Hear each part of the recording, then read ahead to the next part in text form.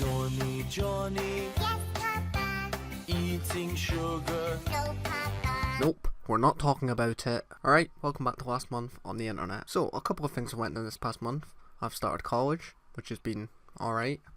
I did, however, turn up on my second day with my t-shirt on backwards. I don't think anyone noticed. They definitely fucking noticed. I also painted the fence. But hey, that's enough about my social life.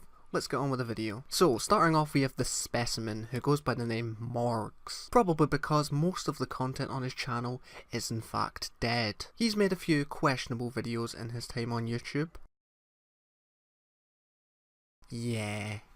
But we won't be talking about that today. So, you remember overnight challenges, right? Back in 2015 where you'd go down to your local Walmart, film for about 10 minutes, hide behind some toilet roll, and then upload it with some crazy title like Wailed 24-hour challenge. Gone sexual. Well, Morgs has managed to take this challenge and up it to a whole new level. Some of his titles include: I spent the night in my girlfriend's house and she had no idea. I set myself in jello for 24 hours and it was a huge mistake. Brackets, got stuck. And as if the first one wasn't bad enough, I spent the night in my ex-girlfriend's house and she had no idea. Ah, truly inspiring content. But my absolute favourite of his has to be the one where he doesn't even leave his house. I swear I complete this challenge most days of my life. Now, he doesn't just do challenges staying in houses. Oh no. I spent the night in a sandcastle and it was a huge mistake. I don't know about you, mate, but my definition of a sandcastle is very different to whatever that is. Nah, because digging a big hole, that's totally a castle.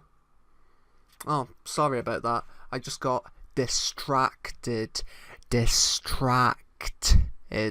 Yup, that's right, diss tracks, they're back. It's 2017 all over again, and I'm sorry for that pun. Now, I'm not going to get too much into the tracks themselves, as I don't really care that much. First, Jake puts out a song called Champion.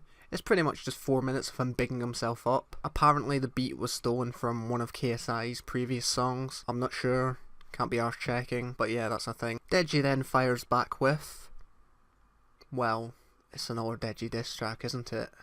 There's not really much to explain, you kinda know what you're getting into. To be fair to him, he has improved since his last few. I don't think he mentioned his dick once. Looks like some of that evolving KSI went through has rubbed off on his little brother too. Speaking of KSI, he released a track called On Point, and it was actually pretty good. The actual video itself is amazing. The amount of references and just knocks at Logan crammed in there is just mad. The whole direction and style of the video, it was just good. You see, JJ, maybe if you spent less time on the video, you might have actually have won the fight. And then, last but not least, Logan replies with a song called Goodbye KSI.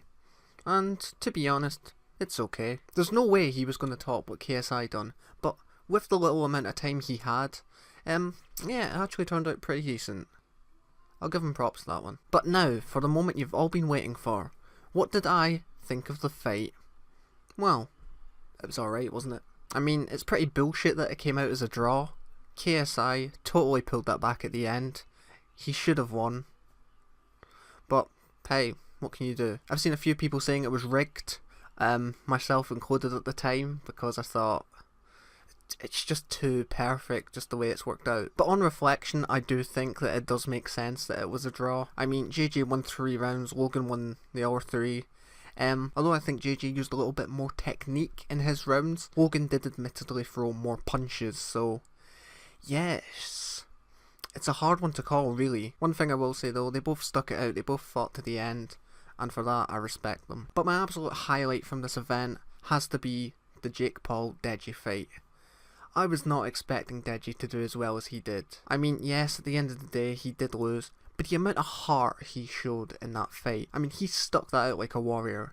And honestly, was anyone expecting him to perform that well? I think the way that Deji went about this was actually really smart. The way how he didn't release any footage from training. We only had them little training sessions at the start where, I mean, he'd get punched once and fall over. So, that had Jake thinking, oh, is he taking this seriously? And, yeah, we could see from the fight, he was definitely taking this seriously. He burst Jake Paul's face open, so, yeah. But yeah, great fight overall. I did think Jake did deserve to win it. he called out Chris Brown at the end. Don't really think he wants to be going back to hitting girls. And yeah, for our last story, we do have a little bit of sad news. Last month did see the passing of two childhood legends, both Barry Chuckle and Stefan Carl Stephenson, who played Robbie Rotten. Now, I grew up watching Chucklevision as a kid. I'm pretty sure most kids my age that live in Britain did. It was a great show. The Chuckle Brothers have always been an iconic duo, and to see one of them gone is rather sad. As for Stefan, I didn't really watch Lazy Town as a kid. I wasn't really big on the show, but from clips I've seen of him and that whole 2016 thing with the We Are Number One song, he did seem like a genuinely nice guy, and yeah, cancer's a cunt. If you enjoyed this video, be sure to give it a thumbs up, comment below your thoughts on anything mentioned in this video, and I'll see you soon. Goodbye. If I found a way to be happy every day, if you could just see my face, y'all would see I'm smiling. The clouds are never gray. If only there was a place